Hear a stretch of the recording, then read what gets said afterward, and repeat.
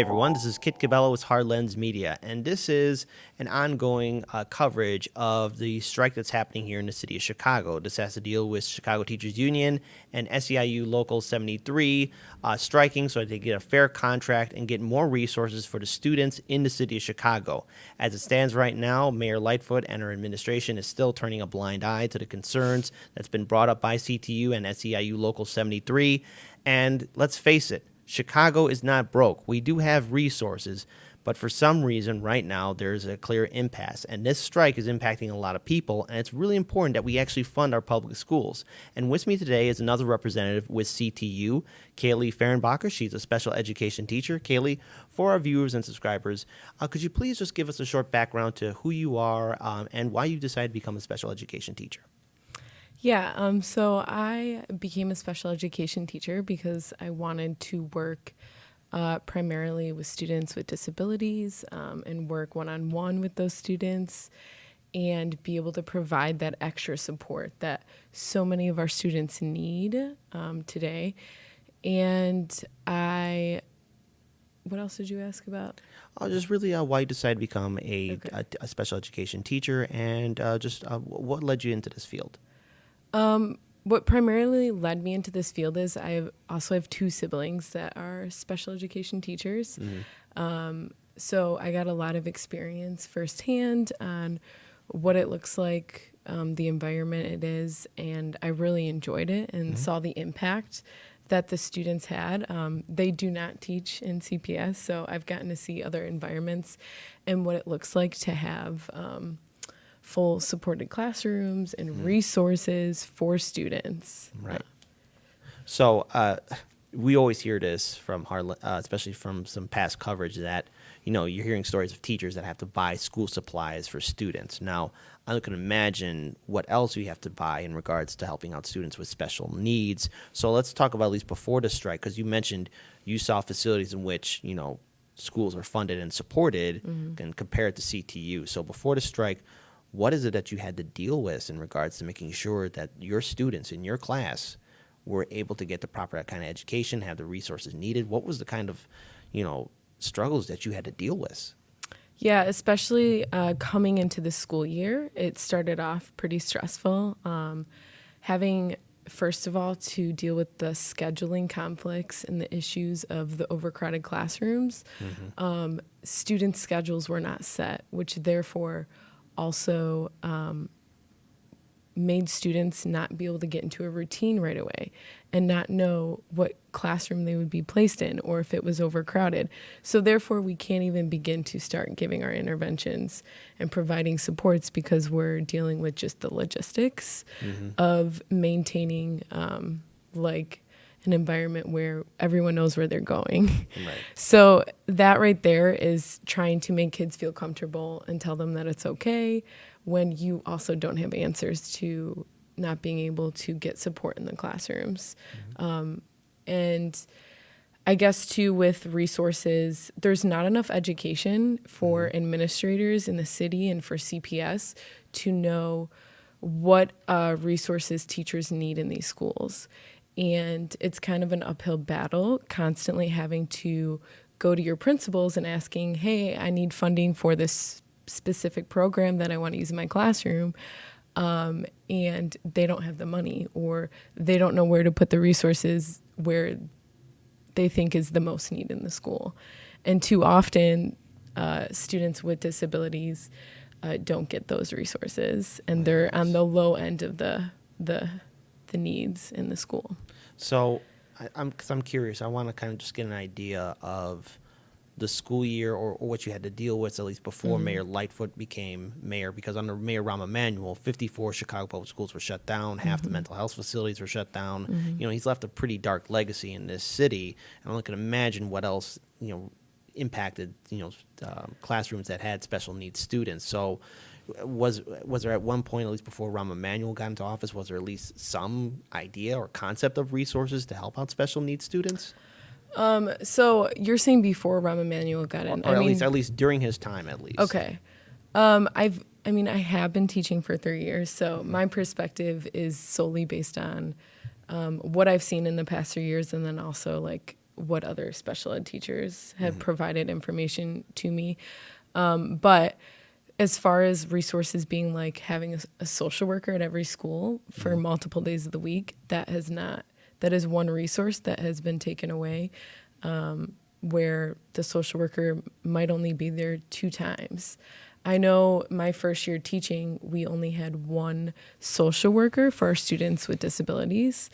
And so it was hard to have a lot of interaction, and for that social worker to be able to support the amount of students in our school. We did get added on another social worker, and that has made a difference. Wow. And I actually have daily interactions with that social worker, and right there has made my life in the classroom more positive, and has made the students' life more positive, and the day-to-day supports right there that students need emotionally.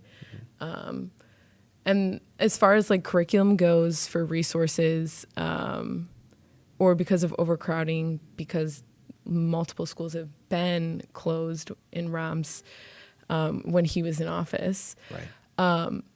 What happens, I think, in the schools in CPS is they become overcrowded, or neighborhood schools start to become not neighborhood schools anymore. Right. And so you have students traveling 30 minutes to get to their schools.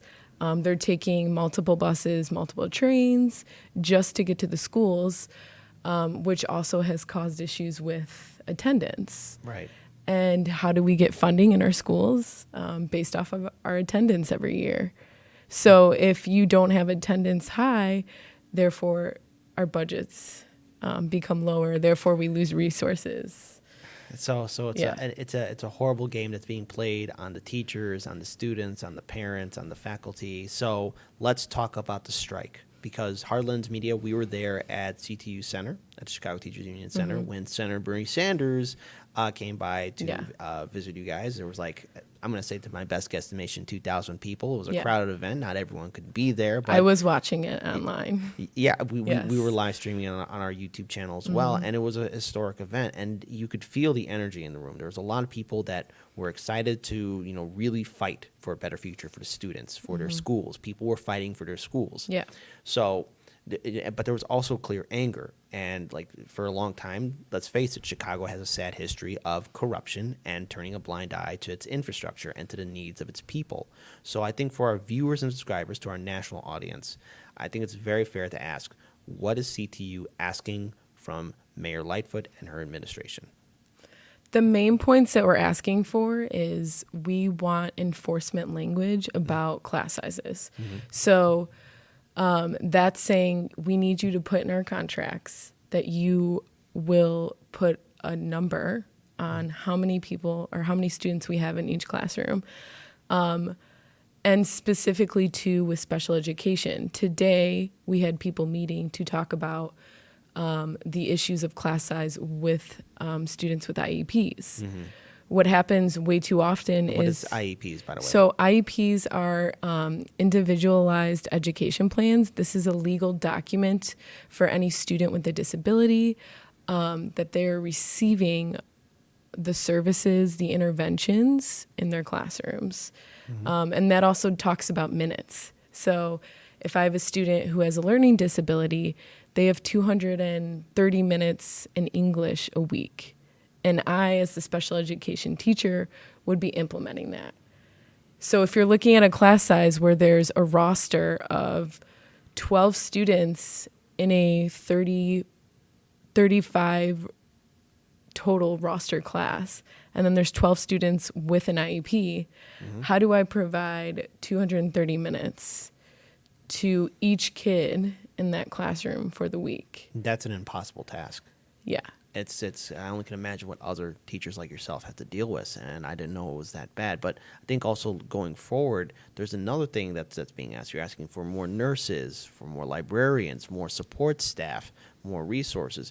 Can you at least explain the reasonings behind those demands as well? Because I think it's very fair to ask, because we don't have, like, as it stands right now, there's a clear lack of librarians, nurses, and numerous other things that Chicago Public Schools used to have at one point, but no longer have anymore. Yes. There was statistics going around in the CTU website and our sharing that we have online for us to provide resources for each other. But the number's dwindling. They used to have, I think, around 500 librarians. It went down to closer to 200 now, or less than 200. So no, not every school has a librarian. That's important to provide a place for students to go in the building, to be able to pick up a book and read, or just take time from their day to relax and look at the resources that are right there in the room. Librarians, we do have a librarian at our school. We're one of the unicorns in CPS that gets to have a librarian. And that librarian provides a ton of support for students. And you guys just have that one librarian? Just one librarian, yeah. And we have our enrollment this year was over 1,700 students in our building, yeah. Oh my goodness. So, and then when you think about social workers and nurses, Right. The big issue with the nurses is they don't have enough nurses to have them there multiple days of the week. Right. And of course, it's also clear too, because we brought this up on the show, that, an adult being treated by a nurse, they get certain medicines, but kids, they have a completely different makeup. And we're hearing reports like a lot of these nurses that currently are available, they're not to the standard to really take care of young kids. So there's a problem with that. So what do we do to really make sure that you have certified nurses to help out a student if there's a set emergency?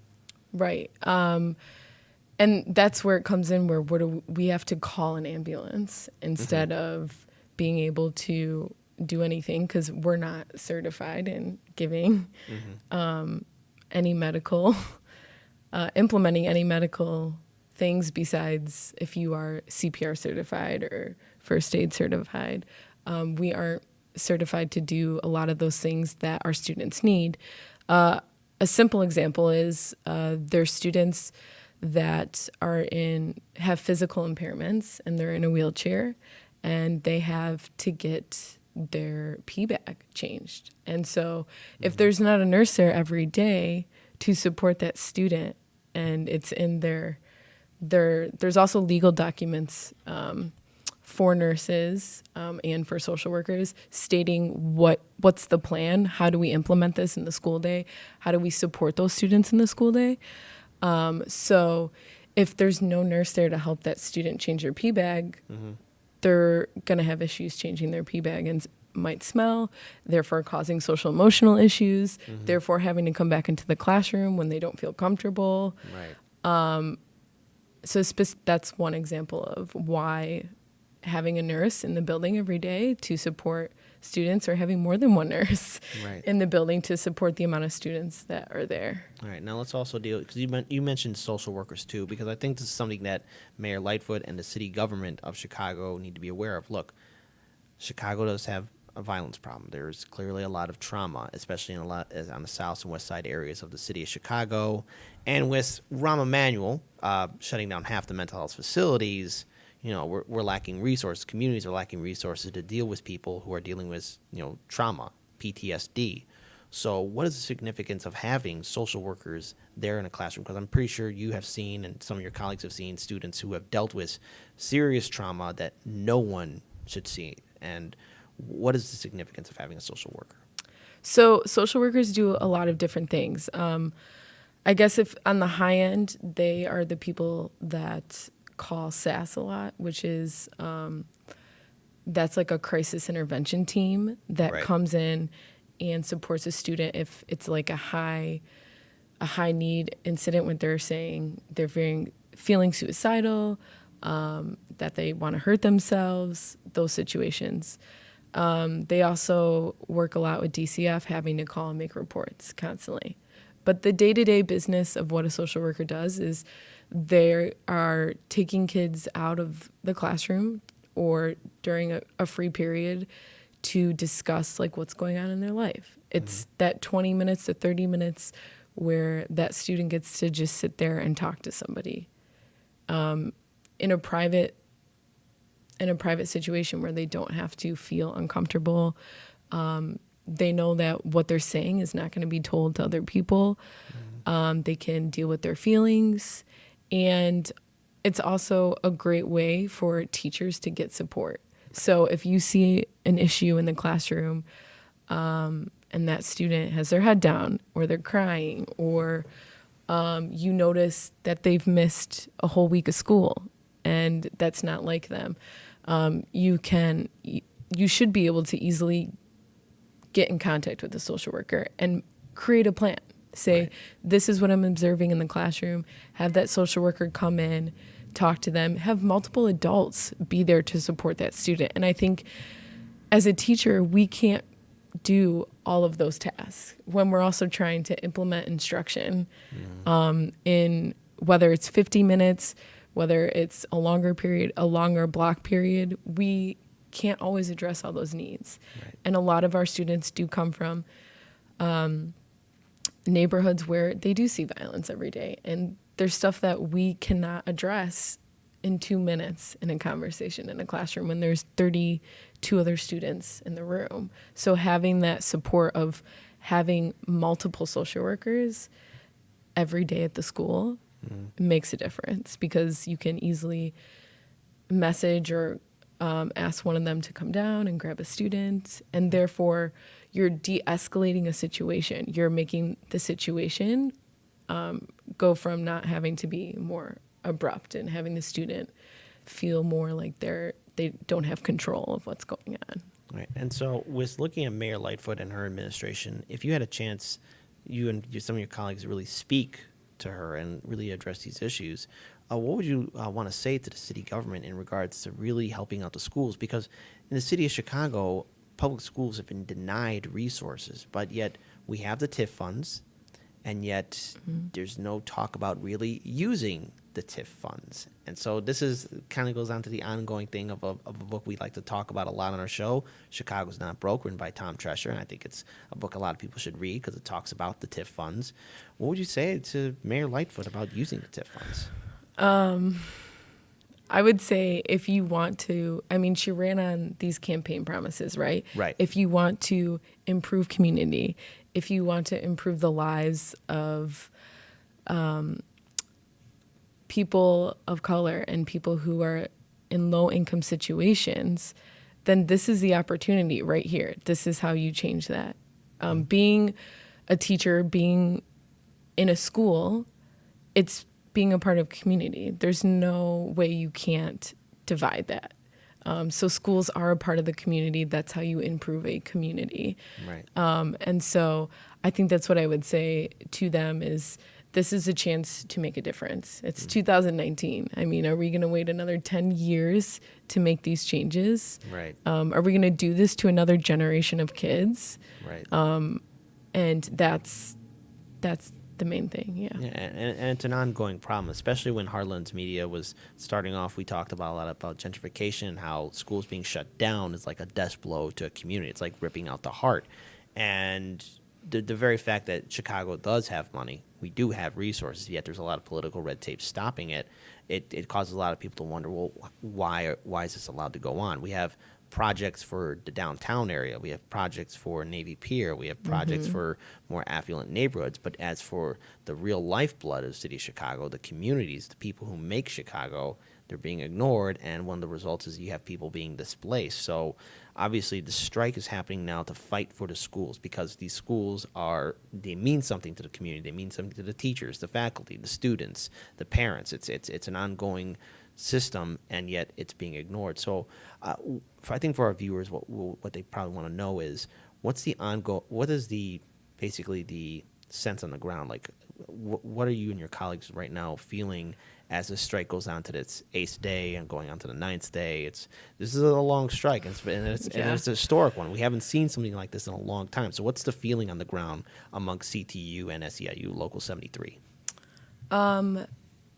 We're staying strong. I mean, I will say there's definitely been moments where I get emotional and Right. I'm thinking, why am I waking up again to go back out to stand on the sidewalk when there's people in the bargaining room not doing anything or not saying anything or making these changes. And mainly on the CPS side is what I'm saying there is. Right. It's tough. And you also have multiple news reports. You have people coming out and saying, well, think about this when you're going out on strike. But at the end of the day, you can't, at this point, why would we stop now? Like, why would we give in now? Because we want the change. We've come this far, and if we don't hold on our promises here and we don't try to make a change, then what was it worth coming out here for? Yeah, right. And it also goes on to a bigger picture, too, because Chicago, sadly, we have the title of being the most corrupt city in the United States. When you add in Washington, D.C., we're number 2. Still not a great title to have, but, we have this history of, corruption, inept leadership, elected officials turning a blind eye, and every time the people don't step up, the city government gets its way, and it's been going on like that for a long time. And I think a lot of our viewers don't know that Chicago is such a hyper-segregated city, and by hyper-segregated, it's like certain communities get more, other communities get less. And I think it's very important that we do actually have this conversation, and people do step up and fight. So when you're out there on the ground, you're out there, protesting, you're making your presence heard, what is your main hope, like, when this is all said and done? Like, what are you excited to see when this is all done? Yeah, I like how you pointed out about the segregation and like the difference between what resources are given to the different communities in Chicago. Right. And I think that's the point of the strike is, yes, we have some great schools in the city of Chicago, but what about those other students in those other neighborhoods? And I think for me, it would be that there's equity created between all the schools. And that's the most important thing. And by doing that, we're giving options to Mayor Lightfoot. You want to create equity, put class sizes so that there's not overcrowded classrooms in certain schools and not in others. Right. Give us nurses in every single school so that our kids can be just as healthy as other schools. Give us social workers in every single school so that kids can have the strategies to function in society just like other schools or other families. And then librarians too. Like, let's teach every kid how to read in this district. And numerous other resources that are desperately needed in CTU with infrastructure improvement and, updated technology so that everyone gets a fair education, quality education, because the next generation, we don't know where the next innovator, the next doctor, scientist, political leader, we don't know where they're going to come up from, but it's important that people get a quality education, and in this day and age, education is key. So I think for our viewers and subscribers, as we end this interview, where can they learn more about CTU so they can read up on you guys, perhaps volunteer, support in any shape, way, or form? Where can they find you guys online and on social media? Yeah, the Instagram handle is CTU Local 1. That is our union. You can also look us up on Facebook as well. We've been posting stuff daily about what's going on, what's happening at the bargaining table too. CTU Local 1 on Instagram has been very informative, and their Twitter as well. Like, hey, this is the amount of people we have bargaining. This is the topics we're going over today. Also just supporting us by coming out to the picket lines, just to stop by for 5 minutes and have a conversation. I think that's most important. If you know a teacher, if you know a social worker, a nurse, a psychologist, a librarian, anybody in the schools, especially our SICAs and our security officers, have a conversation, text them, call them, ask them what's going on. I think that for me has been the most influential way to like talk and create community instead of just, looking at the news articles online. Right. Going straight to the source is more important here, and just wearing red. Yeah, I think it's very important to fight for a better future. That's what we always say here at Heartlands Media. And look, unions are leading the way. Unions are it's what helped build this country up. And let's face it, we need quality education because that's key. And I think it's now more than ever the people of Chicago have to fight for their public schools. We do have resources. We could use the TIF funds. Hopefully Mayor Lightfoot will consider doing that. She made a lot of campaign promises, and she should follow through with them. So with that being said, thank you so much for joining us here. Yeah. All the best to you guys and all your colleagues on this strike for fighting for Chicago Public Schools and making sure that the students and parents get a quality education. This is Kit. Peace and take care.